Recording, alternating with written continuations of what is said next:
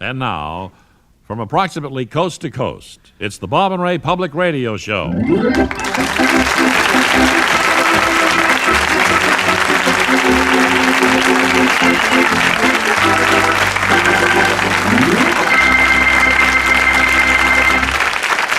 I think a lot of you here today may have seen newspaper pictures of our guest we have with us. She's Miss Sally Kroll of 1213 Knowlburn Place. I hope that I pronounced that correctly. That's in Staten Island, Miss Kroll? Yes. Hello there. How do you do? Miss Kroll, would you hold up the payroll check issued to you by the bank where you work as a teller? All right, where did I find it? There. I don't know why you folks in the audience are reacting. You can't possibly read the amount from down there. Miss Kroll, will you tell the audience how much that check is for? Well, this check is made out to me, Miss Sally Kroll, 1213 Knowlburn... Well, just the amount, Miss Kroll. Oh. The check is made out to me in the amount of $65,012. That's better. Now, as I understand it, that's your weekly salary check. Is that right, Miss Kroll? Well, yes, it's my weekly salary check, all right, but I don't kid myself with that I'm worth $65 million and 12 cents a week. Far from it. Well, would you tell us what is your regular salary, Miss Kroll? Take-home pay $65.12. You see, there's a mistake was made in the payroll department. By whom? By Ernest Cleaves. Now, he works the automatic check machine and payroll, and he made a mistake and added a lot of extra zeros to my weekly paycheck. I believe, Miss Kroll, that you have every right to cash that check, even though a mistake was made. That's right. I can cash this check any old time I want to, but I'm having more fun showing it around, so I'm going to hold on to it for a while. And what does Ernest Cleaves, the man who made a mistake about the amount of the check, have to say about all that? Well, he called me last night, told me he felt like a real sap. Uh-huh. He asked me to do him a favor and tear up the check. Are you going to, Miss Kroll? Well, I'd like to help him out, but I can't throw away $65 million just like that. It's just uneconomical. Well, do you think the bank will deduct money from Mr. Cleaves' salary because of the mistake he made? Yes, they're going to be deducting $5 a week from his salary. See, at that rate of payment, it'll take Mr. Cleaves about 13 million weeks to clear up his indebtedness to the bank. That's a long time, isn't it, Mr. Well, Kroll? that's his lookout. Maybe he'll pay a little more attention to what he's doing after this. Tell me what the bank's attitude has been about all this. Well, I think they'd like me to tear up the check, too. Have they been nicer to you at the bank recently? Well, they let me smoke behind the teller's cage now, and they told me it was okay for me to wear an evening gown on the job. Now, you think the reason they're being so nice to you at the bank may have something to do with the $65 million Well, I'm check? no fool. I know there's a reason why they're being so nice to me at the bank lately. Personally, I believe the reason is because the bank's assets total only $64 million. So if you wanted to be a mean person and cash the check, you could get the bank into trouble. That's right. Want to hold up the check once more for our audience? Sure. Now, take a good look at it, folks. It's probably more money than most of you earn in 10 years. And thank you for being with us today, Miss Kroll.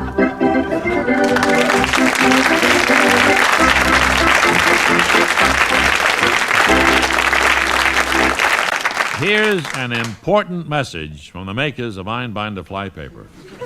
Friends, despite our rigid quality control system at the Einbinder factory, several thousand rolls of flypaper have been released to the public with stickum that could become defective under certain conditions. So if you bought flypaper recently that bears the manufacturer's code number 38293 or 38294, return it to the plant for new stickum at once.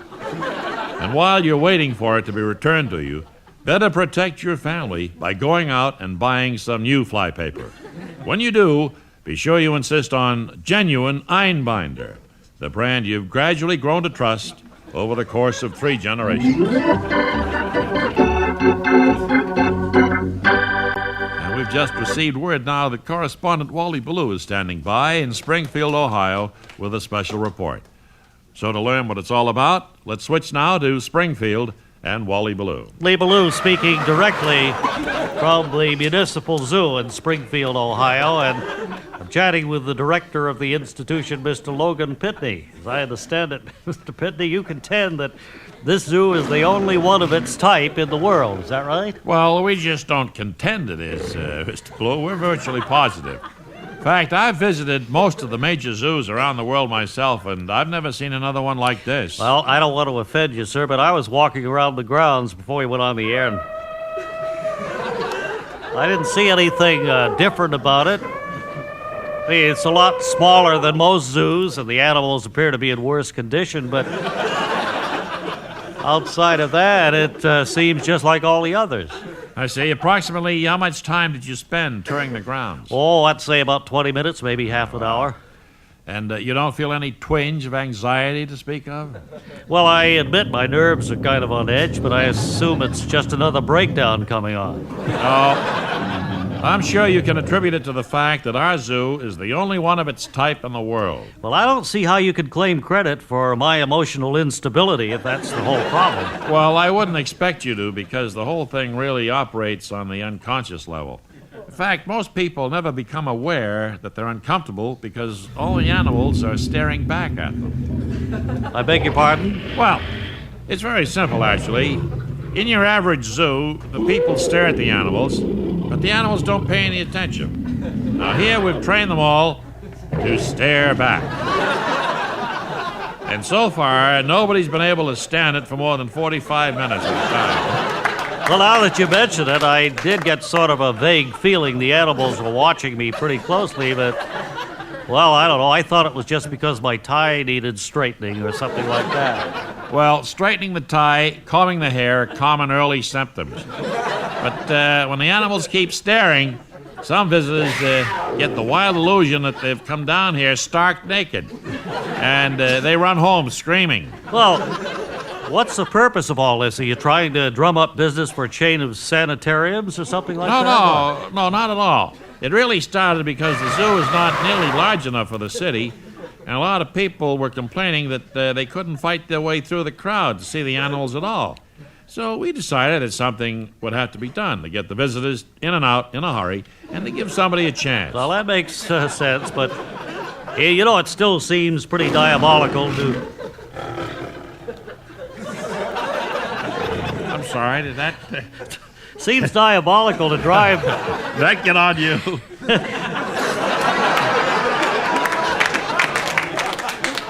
to drive the people away in hysterics by having the animals stare at them, you know? Well, we just stumbled across the solution accidentally, Wally. See, we noticed that hardly anybody spent much time looking at the ocelot because the ocelot was always looking at them. So we simply trained the other animals to do the same thing. And, well, the rest is history. Well, just one more question, sir. Excuse me, but I really can't answer any more questions. That kangaroo over there hasn't taken his eyes off me since we began, and I just know I'm getting another one of those sick headaches, you know? Goodbye. All right, Mr. Pitney seems to be deserting his post and running toward the main gate. So then this is Wally Ballou in Springfield, Ohio, sending it back to Bob and Ray in New York.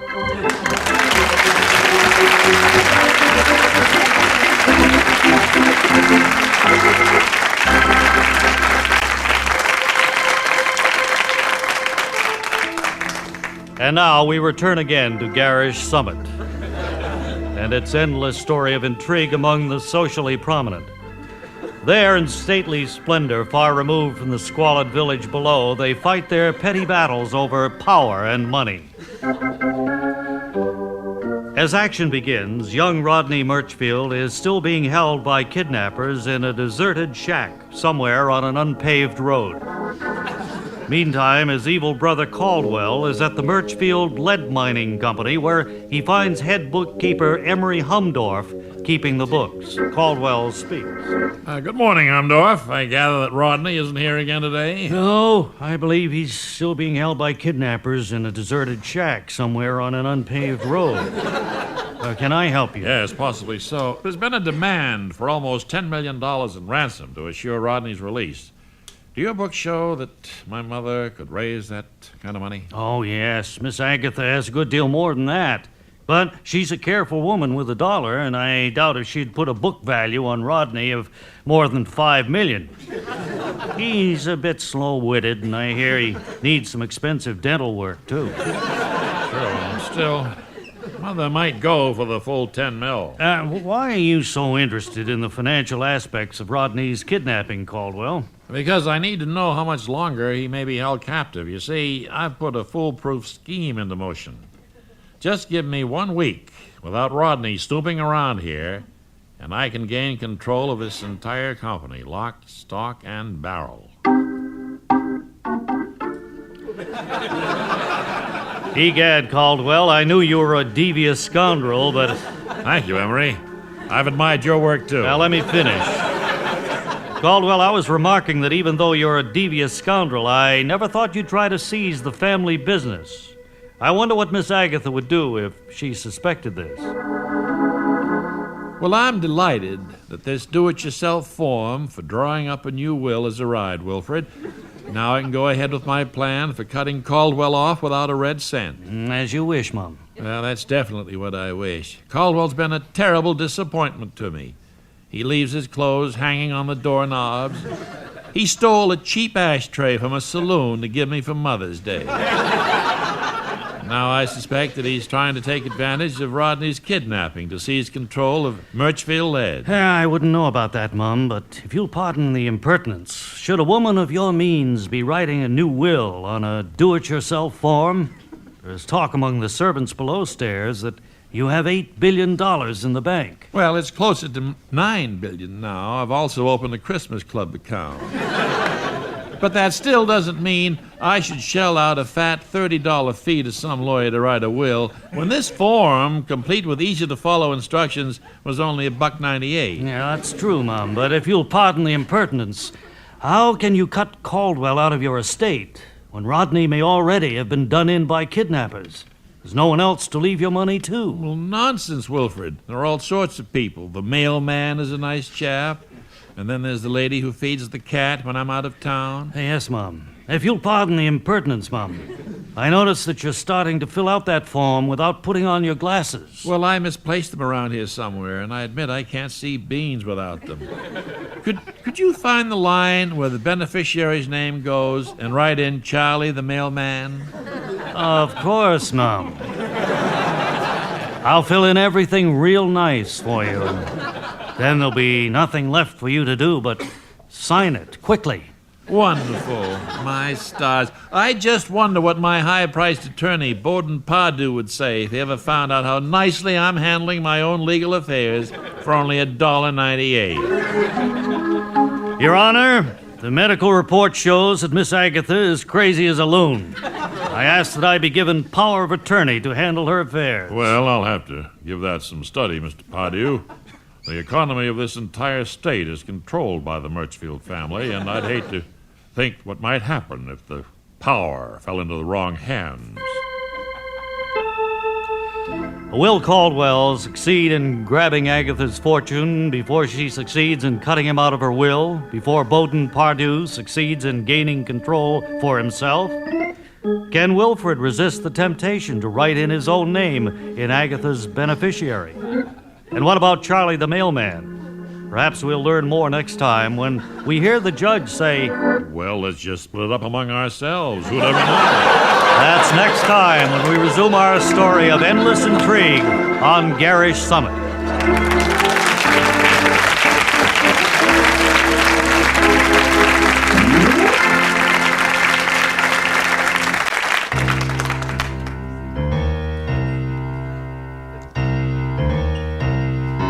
And now, the Monongahela Metal Foundry, maker of extra shiny steel ingots for home and office use, invite you to ride with the men of Squad Car 119. My name's Sam Finch. Me and my partner, Ralph R. Kruger Jr., are the unsung heroes of the police force. We ride a prowl car at night. Sometimes it's cold and windy, other times it's not. But either way, we keep on the lookout for trouble. The other evening, we'd just gotten back into the squad car after our dinner break when my partner, Ralph R. Kruger Jr., turned to me and said, Say, what do you suppose ever became of wax paper, Sam? well, it beats me, Ralph R. Kruger Jr. I thought it was still around. You never know it from the way the wife wraps my lunches now, Sam. Stuff sure tastes different when she used wax paper. Yeah, I guess it would, all right. Just one thing, Ralph R. Jr. Why are you eating your lunch now when you just finished dinner? Well, it's only a diet lunch, Sam. See, cottage cheese, carrots, celery. The wife thinks I ought to take off some weight. Yeah, good idea. Losing a few pounds can make you feel a lot better. Oh, yeah, extra weight really drags you down, Sam. I even feel logy from eating that heavy restaurant food just to keep you company. Too much food in the stomach really drags you down. Calling car 119. Car 119, meet a citizen asking for police assistance at 4473 North Ocean Park. A citizen asking for assistance. That's us, Sam. Let's roll.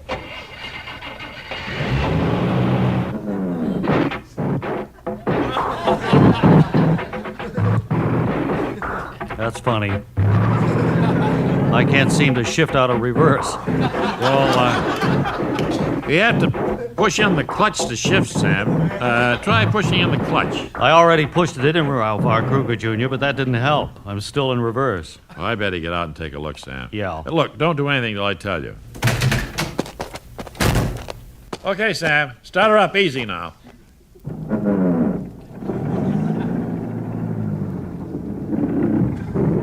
Hold it. Stop right there. Hold it. You were backing up, Sam. I didn't mean for you to back up. I didn't want to back up, Ralph R. Jr. The gear's stuck in reverse. Sure beats me. If you were pushing in the clutch, that shouldn't happen. Were you pushing in the clutch? Yeah, I got it pushed in, but the gears won't shift. Sure beats me. That shouldn't happen once you push in the clutch. Car 119, disregard that call to meet a citizen asking for police assistance at 4473 North Ocean Park. The case has been handled by the men of Squad Car 62. The suspect has been apprehended, booked, and brought to trial. In 1 minute, the results of that trial. And while we're waiting to hear the outcome of this week's exciting case, here's a vital warning for homemakers from the Monongahela Metal Foundry. Ladies, dull, corroded steel ingots can make even the most attractively furnished room look dead and lifeless. Don't let your friends think you're a slovenly housekeeper just because your ingots are too far gone to polish. Replace them now from the wide selection available at your Monongahela showroom. The citizen asking for police assistance in that case at 4473 North Ocean Park was convicted on one count of annoying police officers by asking for assistance. Annoying a police officer is punishable by a term in the state penitentiary of not less than 6 months or more than 30 years. And so another desperate criminal is brought to justice, thanks to the unsung heroes of the police force, the men who ride the squad cars at night.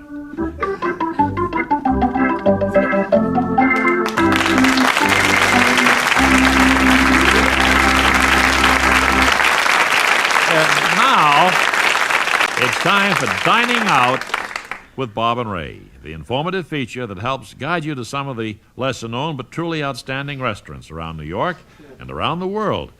Bob, I believe your adventure in dining out this week took you to a new and unusual French cafe right here in Manhattan. Yes, it did, Ray. I had an evening full of surprises at Marcel's by the Sea, which just opened recently over on West 83rd Street.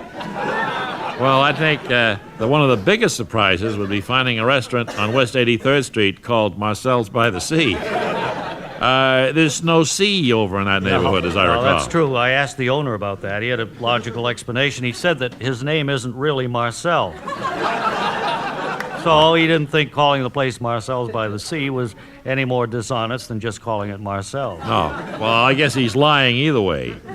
But apart from that little bit of deceit, What other surprises did you find awaiting you there at Marcel's by the Sea? Well, I think the most intriguing thing for a person on a limited budget is the fact that there are no prices listed on the menu. And besides that, the waiters pretend not to understand English, so you don't have any idea how much your meal costs until you receive the check. Well, that really does lend a note of excitement to dining out. I suppose it's quite possible to receive a check for more money than you're carrying at Yes, the time. indeed it is. Ah. Of course, printing the menu entirely in French means that most patrons don't know what they're ordering, in addition to not knowing how much it costs. Well, that truly makes for an evening of adventure. And was the cuisine up to your expectations? I think it was. I'm still not sure whether the thing they brought me was a veal cutlet or a breaded pork chop, but it came complete with canned peas and 2 slices of bread, and the price was $19.50, and I'd really been terrified it might be more than that. So Well, I don't think $19.50 is bad at all. You know, when you consider the fact that Marcel had you completely at his mercy with no prices on it. That's right. Except, as I said, his name wasn't really Marcel. Now, I'm sure our beloved friends would be interested in hearing about the spot you chose to visit for our dining out feature this week. Well, technically speaking, I didn't dine out this week, Bob. I paid a call on the old plantation chicken takeout in Yonkers. And as the name implies, you merely buy the food there to take out and eat at home. But I'd heard that the southern atmosphere around the takeout counter makes the whole experience well worthwhile. Well, I think our listeners would be delighted to learn about a takeout joint that has a touch of real atmosphere, so many of them just give you a hard bench to sit on while you're waiting, right? Well, that certainly isn't true of the old plantation, Bob. There are authentic antebellum porch swings hanging from the ceiling for the use of patrons, and there's a recording of crickets chirping that adds a lot to the overall effect. And the girls only turn that recording down when they have to yell out a number, that's ready to be picked up. Well, I imagine the leisurely diner is almost reluctant to pick up his order and leave when the time comes. Well, at least that was surely true in my case. I just gotten into a discussion there on the porch swing with a fine old gentleman, and he was telling me how to spot the thoroughbred bloodlines in the Tennessee walking horse. Oh, I guess he was waiting there for his order, too, huh? No, I think he was just a shill employed by the management to lend more atmosphere. I heard him reciting the same exact speech about walking horses to another customer as I was leaving. Well, even so, it's a nice touch for the owners to provide an old gentleman for you to visit with. What about the quality of the food? Did it meet your usual high standards? Yeah, each item was attractively put up in a separate cardboard carton, and the whole order was placed inside a large white sack. Of course, I'd ordered chicken breasts and whipped potatoes, and I found out when I got home that they'd given me drumsticks and a 2-quart container of gravy with nothing to put it on. But, outside of that, I was well pleased. Well, I think most takeout restaurants make a practice of giving you the wrong order, so that's to be expected. Now, I suppose we'll both be setting forth this coming week in search of more of those little-known but truly first-class dining establishments around town. Yeah, we still have quite a list of recommended spots to check out. So we'll be reporting back on a few more of them very soon. But once again, it'll be time to go dining out with Bob and Ray.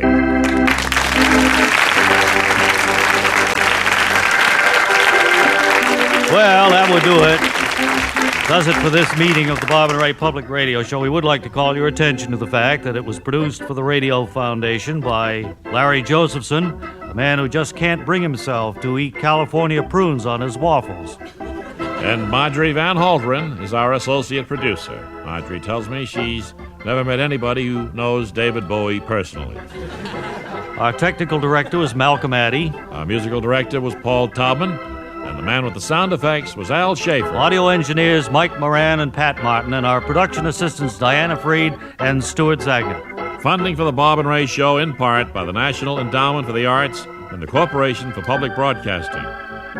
Through NPR's Satellite Program Development Fund. And this is Ray Goulding reminding you now to write if you get work. Bob Elliott reminding you to hang by your thumbs.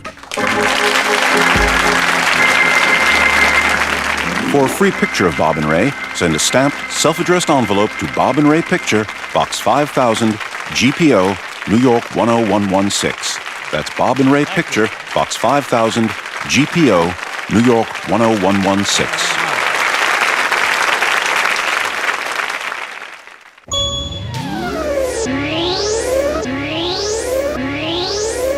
This program was independently produced by the Radio Foundation.